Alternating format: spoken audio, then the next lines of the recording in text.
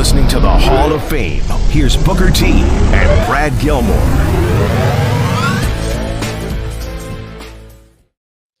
Welcome inside the Hall of Fame. I'm Booker T, 6-time world champ, 2-time Hall of Famer. Got my man Brad Gilmore here with me, and we doing it like it's supposed to be done. Coming to you from ESPN 97.5 and 92.5. And guys, we're here to talk about everything sports and entertainment, wrestling included. But want to say big shout out to everybody in the chat, guys. We're gonna chop it up. Everything you guys want to talk about, let us know. And always, like Brad says, let us know where you're coming from, guys. It makes us feel a certain way. We know you guys coming from all over the world. All over the world. You know what I mean? How you doing, man? How you feel, dog? Hey, man, I'm doing great. I'm doing great. Other than, and the thing is, I've lived in Texas my whole life, and I'm still not used to this weather, man. I was standing outside. We're here in person today doing the show. I was standing outside, and just for 30 seconds, the beads already started coming, man. The rays started hitting the back of the neck. I burn, Book. Yeah, I don't know. I burn. I can't be out there very long. My skin is fragile. Hey man. I told Charmel, I said, I'm not gonna complain one time all summer. I'm not gonna say how hot it is. Yeah. That's my goal. Is to go through this summer and literally battle this heat and not break, not fold under the pressure of it and say, man, it's just way too hot out here. I can't take it. I'm not going to do that this year. This year, I'm going to take it, straight on. And if it's hot out there, I'll just stay in the house in the AC and then try to go out in the evening time. But I'm not going to complain one time. I feel good. And I'm looking real good. I'm looking real jacked, real stacked because I've been training. And people wondering, what are you training for, Book? I'm not training for anything. I'm training for life. Life's the hardest thing you're ever going to have to deal with in life. So you better prepare. Preparation is the only luck you're going to have. So that's why I'm looking this way. I'm looking good. Well, you know what? You're also happy because we officially sold out of all the tickets that were available for Summer of Champions 9. We've had to add new sections. It's going to be a sold-out show. And you know what? It's going to be, as you claimed. You claimed it was going to be the biggest show that we ever had. And it's well on its way. I mean, we've sold more tickets for this event at this point in the game than we did for the first Summer of Champions back in 2015. So we're in great shape. Oh, man, I just want to thank the fans for supporting reality of wrestling and making reality of wrestling the #1 destination as far as independent wrestling. Because we don't even really look at ourselves as independent wrestling. We are a small organization, but we work real hard for our artists, and we're different. We're different than anybody out there.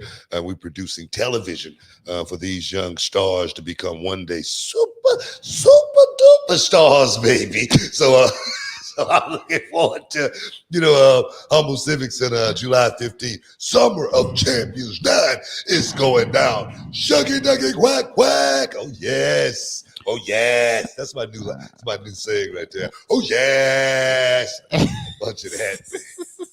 Well, I will say we had a new match announcement for everybody listening who's going to be going to the show. The 12-karat Diamonds Battle Royal is going to be going down, which is actually apropos because at the very first Summer of Champions, we crowned the first Diamonds champion in history in a Battle Royal. And the winner of that match, Cinema, is going to be in this Battle Royal all these years later, as along with a lot of our female talent from all across the great state of Texas coming in for that 12-karat diamonds. And I'm going to venture to say we have the best women's division in the entire independent wrestling. I don't know of anybody who has quality performers. No one's got a Promise Braxton. No, Promise is A1 as far as talent goes. But everybody, reality of wrestling, pretty much, put out there on stage. Those guys know exactly what they're doing because we don't let you get on stage if you don't know what you're doing. I mean, it's not like Pop Warner or anything like that where you just go to the school and next thing you know, you're on television. No, you gotta earn that spot. And I must say, Promise Braxton has earned everything. And when I say everything, I mean everything that she's got in reality of wrestling. But Trick Williams, our master MC for the night. He's going to be definitely doing a lot of talking, but this is pro wrestling. Trust me. He's going to get in a fight with somebody. Somebody's going to call him out. Somebody might get an ass whooping. So make sure you guys come out and check out my man, Trick Williams. He's going to be doing his thing. Yeah, it's going to be good, man. It's going to be awesome. He better walk it like he talking. He talk a great game. Trick talks a great game, man. But he's going to walk it like he talks it? No, the dude is he's one of the guys that I got a lot of high praise for. I see a lot of potential in Trick Williams as far as making it to that next level. And me personally, to try to put a personal touch on Trick Williams, that's my job. I love working with these young guys. And for him to get a taste of what reality of wrestling is all about, and then take that back to NXT. Oh, we look here. We like in the laboratory, man. We creating a Frankenstein monster up in this mug. So guys, you better be ready, man. It's gonna be good. Let me ask you, what does Trick do the best right now as a part of his game? When you're watching him work, or when you work with him backstage, or you see his promos on television, what do you think he does best right now? It's very simple, man. Just walking out that curtain. You know, he's got a lot of confidence. He got a lot of belief in himself, even though his talent level is nowhere near, top notch or where it needs to be right now. But he think it, so he believe it. I think that's what they say in the Bible. You're not one to quote the scripture verbatim, but say it somewhere like it's something like that.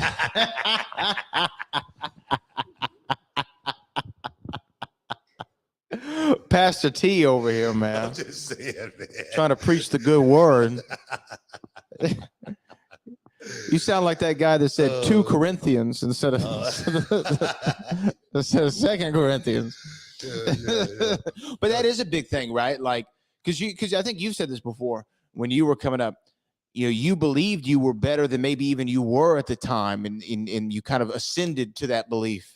Your skills did. No, I tell you, I look back at some of stuff, and when I was in Global, and I swear, man, I swear I thought I was really, really good when I was in Global. And then I go back and I look at this stuff and I go, good God, I really wasn't that good. But I had a lot of energy. I had a lot of, want to be that good. And then I was better than a lot of those guys back then. So it made me feel like I was pretty good. I always say, when you're a big fish in a small pond and then you get dropped in the ocean, you realize there's sharks swimming around. You go, what the hell's going on here? So for me, I thought I was better than I was, but I think that learning curve for me was never ending. I was always wanting to learn more. I was always trying to expand my knowledge. Even at the end of my run, I think I was still trying to get smart. You know what I mean? So it's kind of crazy. Showmanship, though, is I think the number one thing that I feel like that's the hardest to teach. You can teach anyone the moves, right? Yeah, I think so. But that charisma, that showmanship, even if it's too much at the time, like what I always tell people is we can always bring you back. It's hard to bring somebody up. We can always tell you come back down. That was a little too over the top. Booker, you shouldn't be talking in the British accent. We can bring you back. You know what I mean? Yeah. But sometimes if there's no charisma there, it's like getting blood out of a turnip. Yeah, that's what they tried to do with MC Hammer. They tried to bring MC Hammer back. MC Hammer was an opening act. And then the main card would come out there and tell Hammer, man, you need to, bring it down, man. And MC Hammer said, no, it's time to pump it up. Pump it. And then that's where that came from. That's when the song was created. Pump it harder. We got to take a break, guys. The whole thing. Stick around. We'll be back in a minute. You dig it? Sucker! You're listening to the Hall of Fame. Here's Booker T and Brad Gilmore. Out. When you come to the WWA, this is what you're going to have to face right here. It's the GI Bro. Well, let me tell you something, Steve, baby. I've been noticing all these big guys like the Super Collider, the Warrior, this Thor. Well, let me... First things first, man. I got a new haircut. Would you like to see it, man? Yeah, I want to see.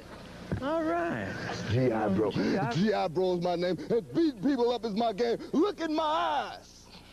Everybody in the WWA, I just want you to know one thing. The G.I. Bro is ready, willing, and able to take on all comers in the WWA. That means everybody Thor, Cherokee Warrior, Super Collider mainly because I seen what you did. You came out, you tore the sign up, you ripped it out of my little private's hand, and you stripped it in two, man. That's something you don't do. You don't mess with my little privates, man. It's a war. Let me tell you, when I get you in the square circle, when I get you in the combat zone, when I get you in the ganking zone, that's when I'm going to declare World War III on you and take you clean out on the team, man. Ah! It's my favorite part. Welcome back inside the Hall of Fame, guys.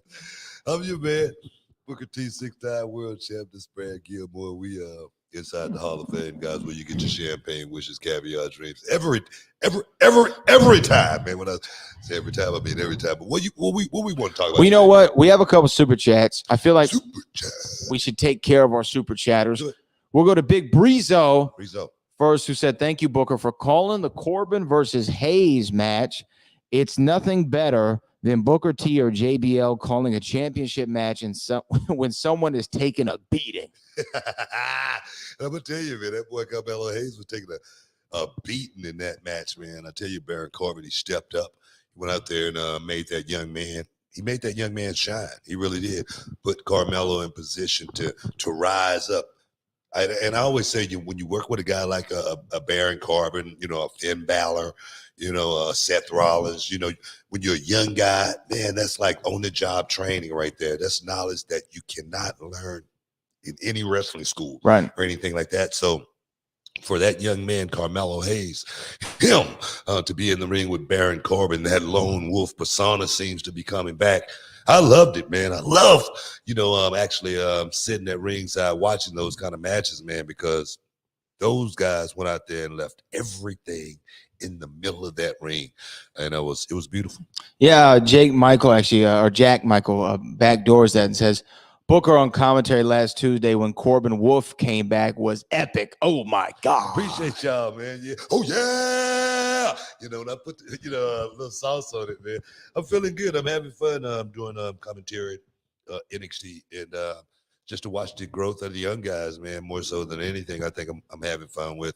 Last week I did a guest training session, and so cool to have those young guys in my class feeling what this thing is all about, not just doing it, feeling. And when I say feeling it, man, it's something totally different. It's on another level. And that's when I say you really start having fun when you can find yourselves in those moments. So yeah, man. Awesome. Do you want to clear up? Because I was talking to you yesterday. There's a bit of controversy with your commentary. You don't want to clear this up? What's that? You don't know what I'm talking about? I don't. What did I do? Well, apparently, it's been made clear, according to the internet, because the internet's the all-knowing force. A biscotti is a cookie. People want to call a biscotti a cookie, but I'm gonna tell you where I got the term from. Let's hear it. You remember the Jodi Arias case? Okay, yeah. And Jodi Arias, she actually murdered her boyfriend. It was a horrific case. But during the interrogation and some of the text messages and stuff they found from her texting Travis Alexander, the guy that she killed, she actually called him her hottie biscotti. So that's why I first heard hottie biscotti. And it sounded like someone or something, a phrase, a term that could be used for just about anything. And I was like, man, hottie biscotti, that sounds something like, I can work with that. It's almost like shucky ducky quack quack. It can mean anything that you want it to mean. Some words are said for some things. Some words, that same word is used for something else. So biscotti for me is just a term, a phrase that can be used for just about anything. The hottie biscotti. Give me a cup. Give me a hot cup. I love it. Look, we have another super chat here. Let's go to Big Breezo again, who actually says, he's asking me, hey, Brad, were you a Attitude Era guy or a Ruthless Aggression guy? Or have you ever been to an Attitude Era show or Ruthless Aggression show? Well, yeah, the first show I went to was here in Houston, Toyota Center, main event. Rey Mysterio versus King Booker for the World Heavyweight Championship was the main event of the very first show I went to. That was in the middle of the Ruthless Aggression era. Just to let you suckers out there know, you're not not Big Breezo, but a bunch of you suckers out there, main event. Okay, I worked in the main event. No, because I was, I hear some of these suckers sometimes, man. They're making their quotes. It's disrespectful more than anything. Just because I put in my time in the game, and I need my respect. But somebody had said, when I was going back and forth about the Dutch Mantel situation, give Dutch Mantel a shout out. Somebody said that, I don't even know why Booker T's talking. He's not even a legend. No one said that. Yes. No one said that. No, you know what? I know that somebody just trying to get under my skin, but it's disrespectful more than anything. Is as far as how much I have given to this game. A lot of people, I don't talk about it. I don't brag about it or anything like that. But I'm a legend. I'm a 2-time Hall of Famer. Multi-time world champion, and that's something that a lot of guys can't say. I can't believe somebody would have said that you weren't a legend. You know what, man? They don't know. You know what I mean? But like I say, it's almost like some people got the people that they like, and some people have the people that they don't like, and no matter what, that person can't do anything good in their eyes. That's just the way it is. You know what was cool, though? I actually remember this about that show at the Toyota Center, because it was a house show. And I remember, because everyone in the building obviously knows Booker T's from Houston. Like, we're all amped in some ways to see you because you're a hometown guy. And when you came out and made your entrance, and it was with the King Booker music, Sharmell was walking to the ring. I remember this like it was yesterday. You come out, there's this pop, right? Of like, hey, it's Booker. And then within about 10 seconds of Sharmell saying, all hail King Booker, the whole place is booing you. And you did this thing where you actually stood there at the curtain like this for what felt like an hour. It was not that, it was probably 20 seconds. But you stood like that for at least 20 seconds while with your head down, and you wouldn't look at anybody. And I remember everyone started booing you. Hey, man, in my hometown. In your hometown. That's hard to do. Yeah, that's awesome, man. That's awesome work. No, I'm serious, man. No, I'm serious, man. That's awesome work. That's when you really know you're working. When you can get your fans in your hometown to do their job. They love me. I mean, I've gotten to stand and know, at the Rockets game. You know what I mean? I go to the NFL game, Big Pop,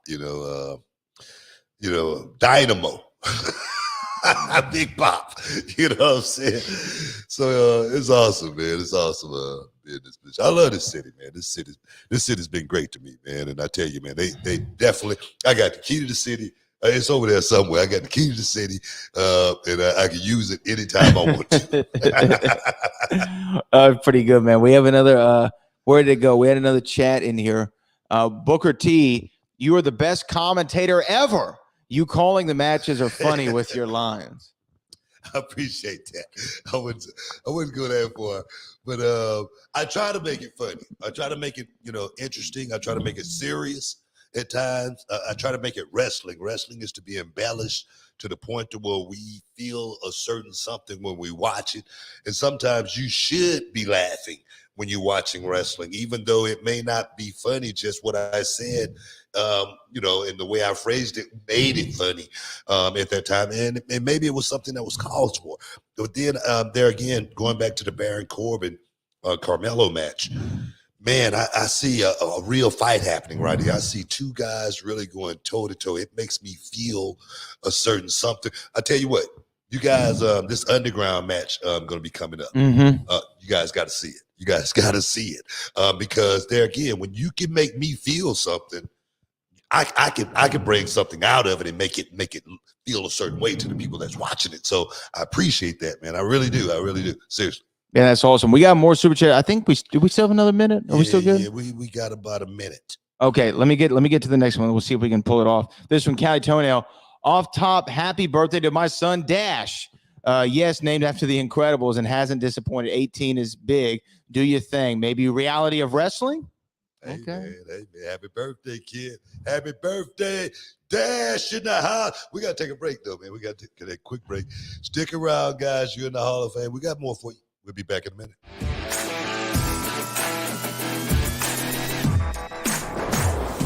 I am the Rocket, Josiah John. I'm training at Reality of Wrestling. I've wanted to be a wrestler since I was a little kid, since watching it with my dad for the first time and seeing guys like Booker T wrestle. That's when I knew that's what I wanted to do. So I just had to take that leap, take that drive, and chase some dreams. The greatest thing about Reality of Wrestling is all the knowledge that's here. From all the trainers, Bryan Danielson, Brian Key, I am the Rocket, yeah. One day, Booker T just called me Rocket. And I got to give him a cool name, man. And Rocket is just something that stuck out with me. And I think that's something that's going to stick with him for a long time. He had Rocket on his shirt. I don't know if you noticed that, but he's definitely falling into it, man. And he's really buying into what this thing really, truly is. And if he could just keep his mind on point and stay focused, he definitely could do something in this business. I feel like I've been doing really well training here. Just coming as much as I can. Come early to work out before the actual training. We have like a whole gym for people to work out. What would I say to somebody that's on the fence about joining Reality Wrestling? I would just tell you to just take the leap. Because everybody here is going to take care of you and help you get to where you need to be. You can make it here, you can make it anywhere.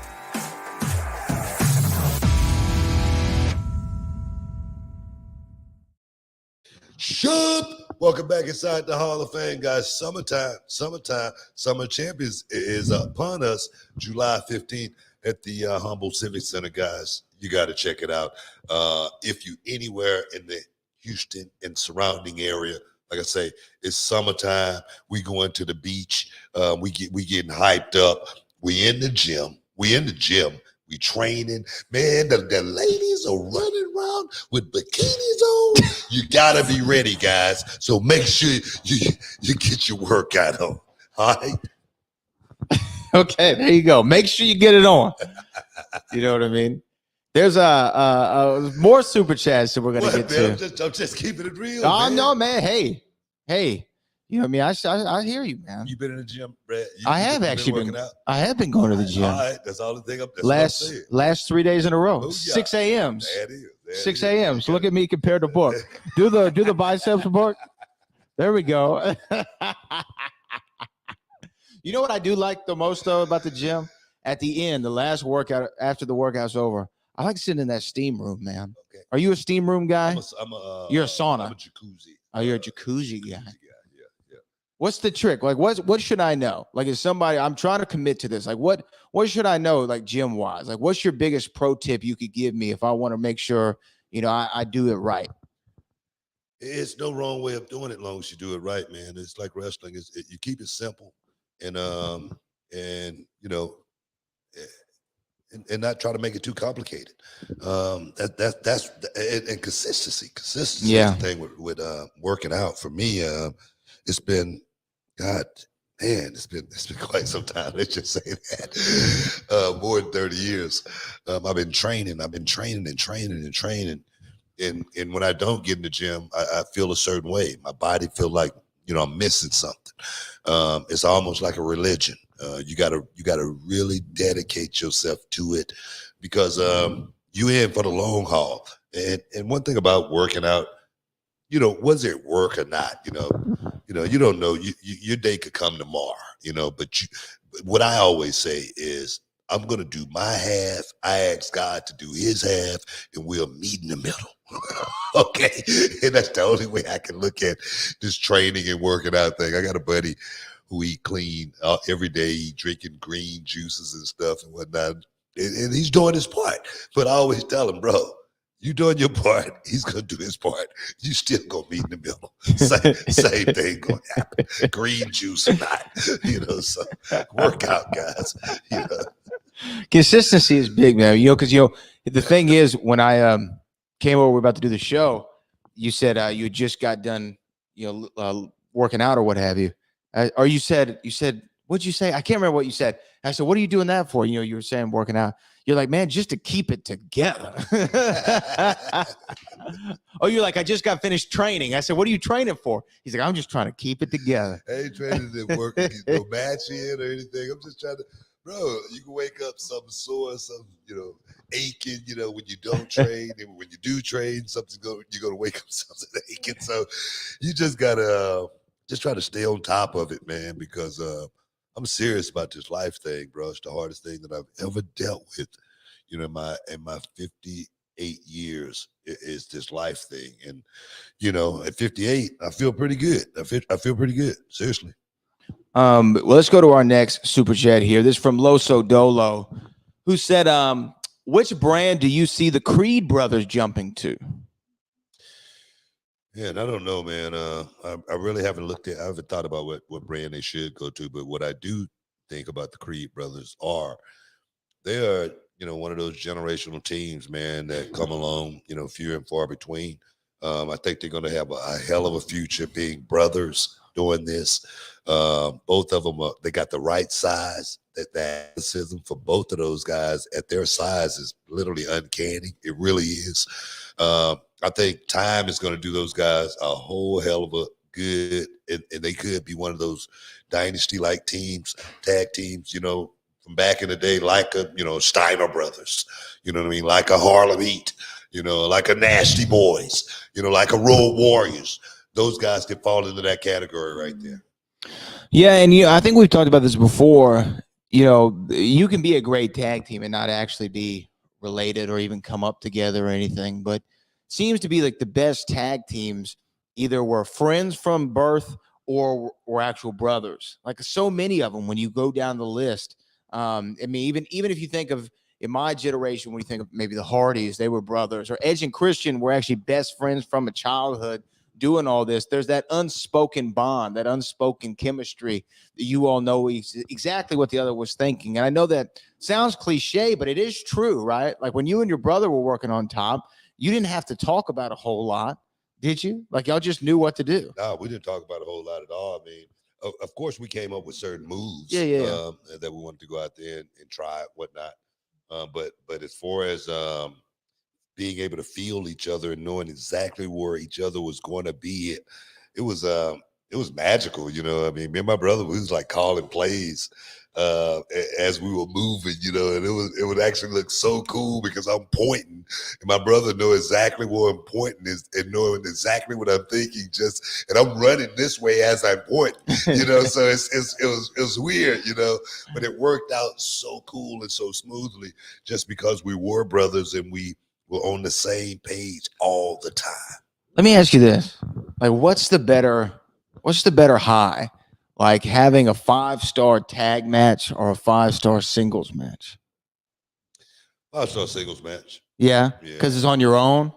Well, you're in control of everything, and the crowd, they're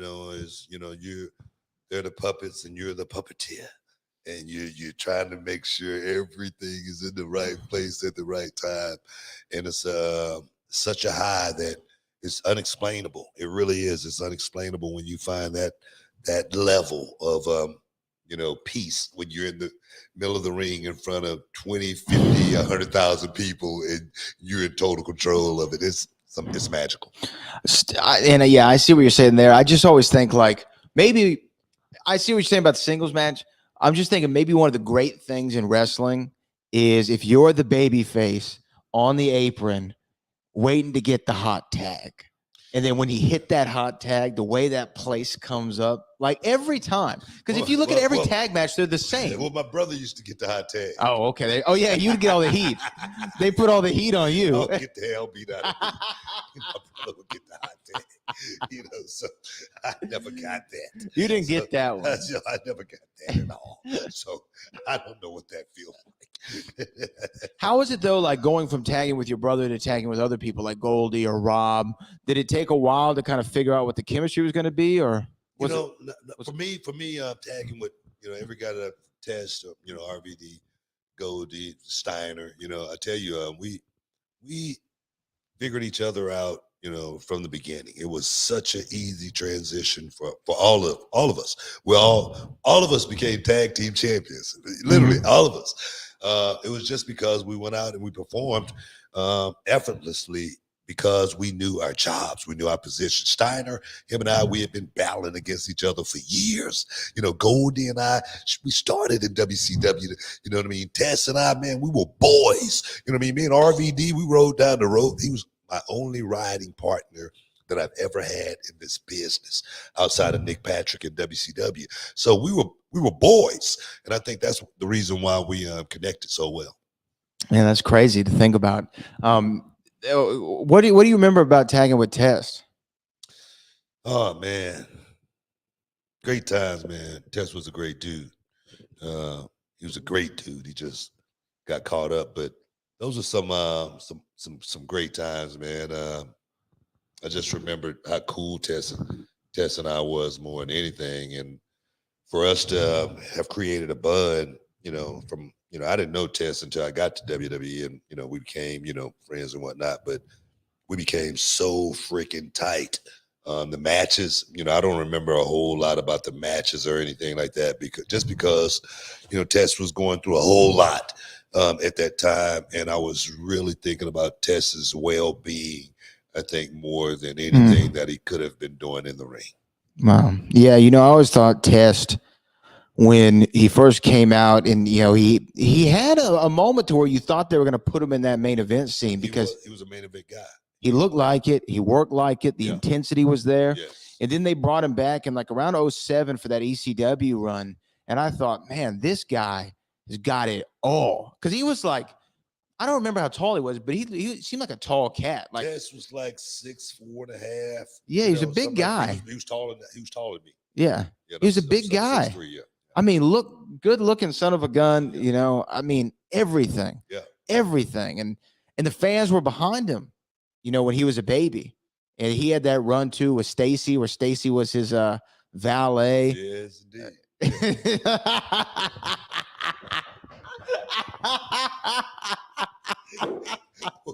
I didn't say nothing. I didn't say nothing. You didn't have to say anything. Your face said it all. You went, yes, indeed.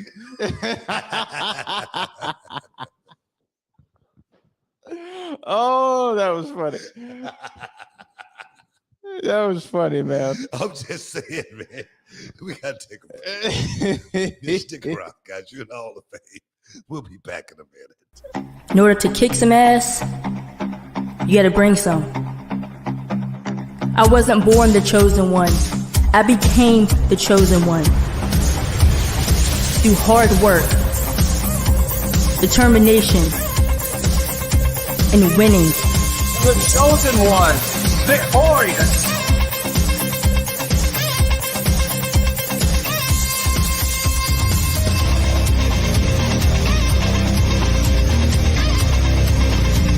You're gonna be a big star. You already are.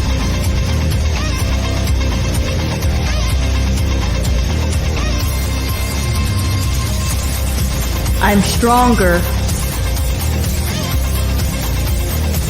And I'm faster than anyone they've ever put me in the ring with.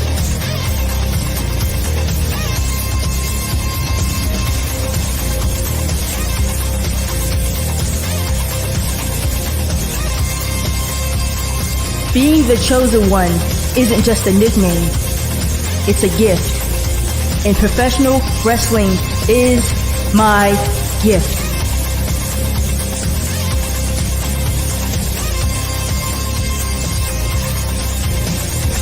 That is an absolute, guaranteed.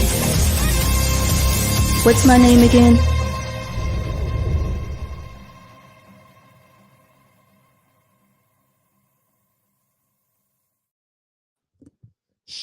Welcome back inside the Hall of Fame, guys. Short show today, guys. We got the holidays coming up upon us, man. 4th of July, guys. Make sure you guys be safe out there for that 4th of July. Gonna be fireworks. Gonna be a lot of drinking. Bikinis running around. Yeah. Trust me, your eyesight gonna be all over the place. So make sure you be safe out there, guys. Yeah, man.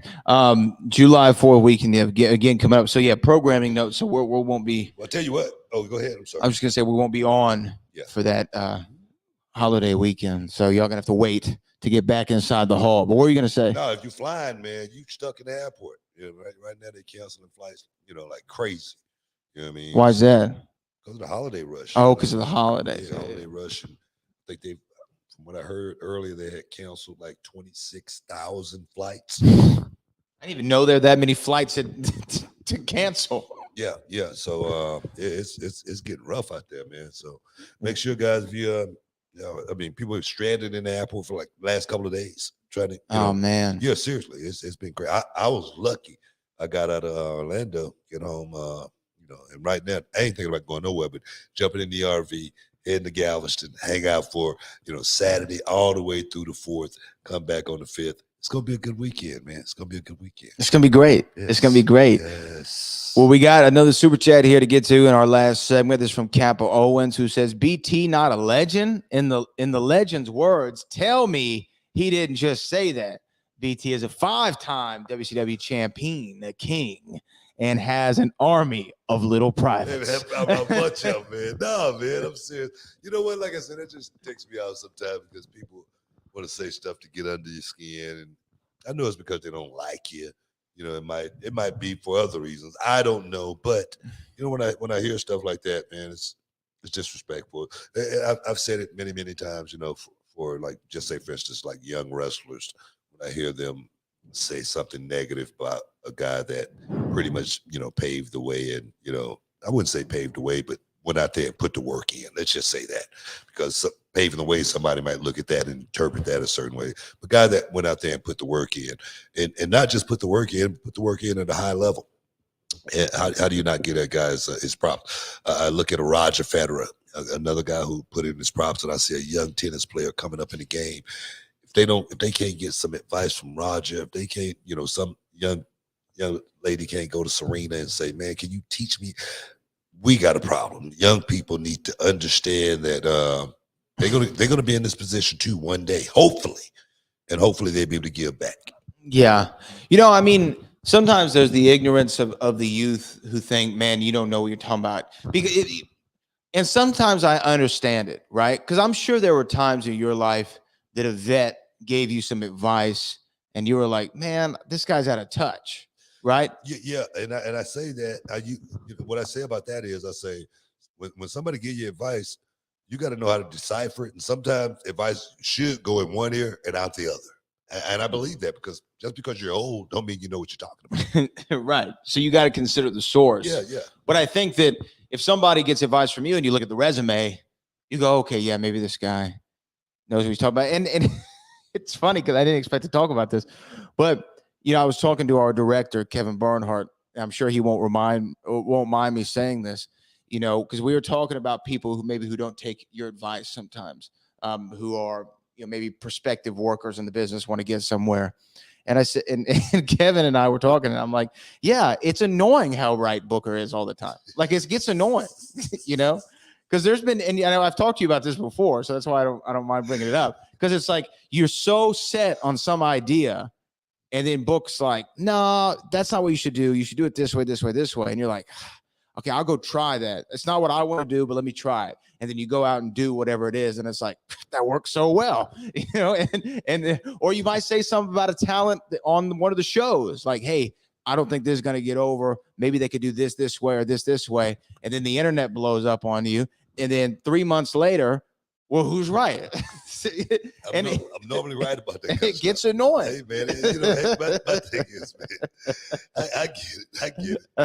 I get it. You know what I mean? But I'm just OG, man. I'm just OG. And my thing is, I'm about giving the knowledge back, though. I'm about spreading it around, and I'm not one of those guys also that think that everything that worked old school back in the day is going to work today. And it doesn't, but you can figure out what did work and how to make it work today, and be able to hybrid this thing yourself to a hell of a career, So I don't know, man. Like I say, with young people, for me, I appreciate the ones that do want the knowledge. Absolutely. We got a couple more super chats here. This is from Kappa Owens. Brad versus BT golf tournament confirmed for 2020. I don't know. No. Brad ain't ready for that. I'm not. I'll be honest with you. I know myself well enough. I got this slice that I just can't work out of my game. Yeah. And when I get that down, then we could, and then a few more rounds after that. Then we can have a Forget about it. We can have a talk. Forget about it. We can have a talk after that. But if I can get that slice out of the drive, I can hit the son of a gun far, but I just can't get that slice out. Hey man, the aim, I've tried. I've tried aiming to the right so that it lands to the left, but somehow that thing's like a boomerang. Yeah, it's gonna find those yeah. trees to the left. It's gonna find it. It's like my brother got one of those too, man. But heck no, man. Who we got? Super chatters? Yeah, we have another one. This is from Cali Toenail. It says Money in the Bank predictions. Finn made me believe / feel. That's one of the big matches. Finn Balor versus Seth Rollins on paper. It looks great. I really like how they set up the angle. And again, I loved it. You were right about the Judgment Day. All these guys have elevated since Edge left the group. They've actually gotten more over without him than they were with him. And Finn is really benefiting from this group. You see Finn Balor totally different, man. Mm-hmm. You know what I mean, than before. I mean, I love the Demon, but the Demon don't compare to this Finn Balor. You really don't. Yeah. I mean, you're going to go out, you're going to sell a lot of merchandise, but as far as, getting something out of the career that really means something, matches that you're going to go back and say, man, that was some really, really good work that we did. Finn Balor's doing some of his best work right now. And I tell you, that match with Carmelo Hayes was a breaking out moment for me with Finn Balor. I mean, not that I haven't been, bought on what he's been doing as of late, but when he went out and went to kicking Carmelo's ass like it was a real fight, I was like, oh man, I like this Finn Balor here. This dude right here, this is the guy. And the thing is, we know Finn Balor can fly. We know he can do all of the moves. He can do the flips. He can do the dives and all of that.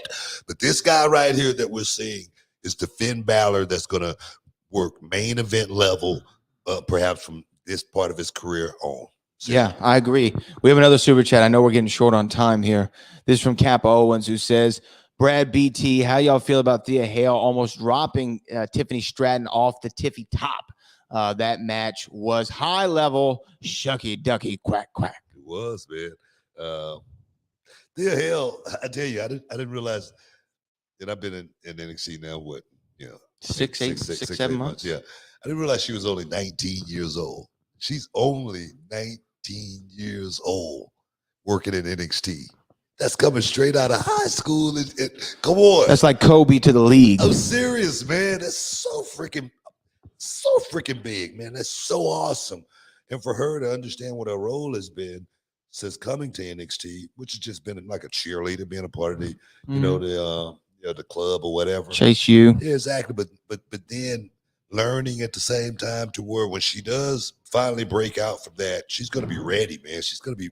She did a hell of a job with Tiffany Stratton in that match, and I tell you, man, you thought she was going to win it. Yeah, made you believe. Yeah. I think those are all the super chats. I think we covered everything today that we wanted to. We didn't talk cover about? Sting. AEW jumping off the table. I mean, jumping off the ladder to the table. We got to talk about that for a second. We got a couple of minutes, man. We got 2 minutes left. We got to talk about Sting, big spot, AEW Dynamite. I don't know. You set it up. Well, I mean, there was a tag match. It was Sting and Darby versus Chris and Sammy Guevara. At one point, Sting and Darby set up 2 tables outside the ring. They have a ladder on the inside. Sammy's laying on the table closest to the ring. It looks like Darby's going to do a big Darby spot from the top. Sting jumps up, stops him, and on the closer side to the rope, Sting from about middle of the ladder jumps off to do it. And for about a second and a half, it looked phenomenal. Yeah, it looked great. It looked great. And then Sting landed, and I mean, those tables were so far from the ladder and from the apron, and he landed, and it looks like he landed and his face hit the further table, and his body went through some of the closer table. And man, it looked nasty. It looked like a nasty spot for anybody of any age. Yeah, what the hell was he thinking? that's my thing. I mean, you gotta love that Stinger's going for it. But he's going balls to the wall. Sting is really, I don't know. This is something that I talk about all the time. Older guys wanting to go out there and live that dream and get that pop and have that that rush from back in the day of how I felt. I don't know. Maybe this is the Swan song. You know, I'm going to go out and I'm going to go out, big, you know what I mean, and bold. But for me, that wasn't smart at all. And it could have literally been a disaster for Sting. The Seth Rollins thing, definitely put Sting in a position where doing stuff like that, it's just not smart at all. And I don't want to see Sting get hurt doing something that these young kids are pulling off these days. That's just my opinion on that. Yeah, I mean, Sting seemed like he was going to be okay after the match, but again, like we saw in AEW, Dante Axum, right, get that big injury from the spot. Hey man, similar spot. Hey man, not all the flips that he did, but yeah, and that's just me. I just don't want to see Sting. It's a hell of a way to go out. Let's just say that. Hell of a way to go out. We got to get out of here, man. That's a hell of a way to go out. That's a great segue. I'm serious. We got to get out of here, man. I want to thank everybody for stepping inside the Hall of Fame. Getting your champagne, wishes, caviar drink. We love you guys, man. We love you guys. Seriously. No, I'm serious. Brad, thanks for all the happiness. What you laughing at, man? No, I'm laughing at a comment. Cali Toenail said, someone send Sting a "We Ain't Going" shirt. That's what he need. Hey, man, Bradley, I appreciate you. Love you guys, man. But we out of here. Peace.